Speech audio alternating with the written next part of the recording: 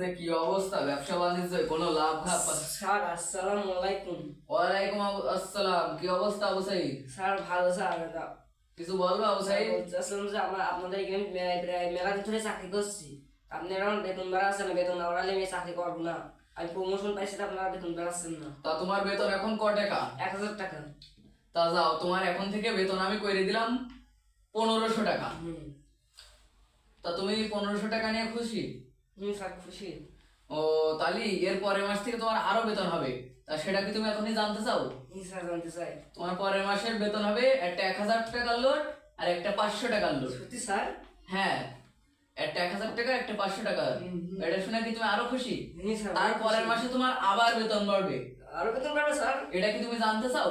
Sir জানতে চাই। 3 day cost কইছে 500 টাকার নোট হবে দেখো তখন। স্যার, আমি অনেক খুশি হলাম শুনে। তখন তোমার বেতন হবে 3 ডে 500 টাকার কস্ট কইছে নোট। বুঝতে পেরেছো? এবং তার পরবর্তীতে তোমার বেতন আরো বাড়বে। কত স্যার?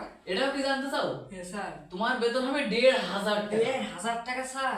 তুমি কি এই বেতনটা শুনে কি আরো খুশি? হ্যাঁ স্যার, খুব খুশি হয়েছে। তাহলে যাও, এখন মন দিয়ে কাজ করো, তোমার বেতন প্রত্যেক ধাপে ধাপে বাড়বে।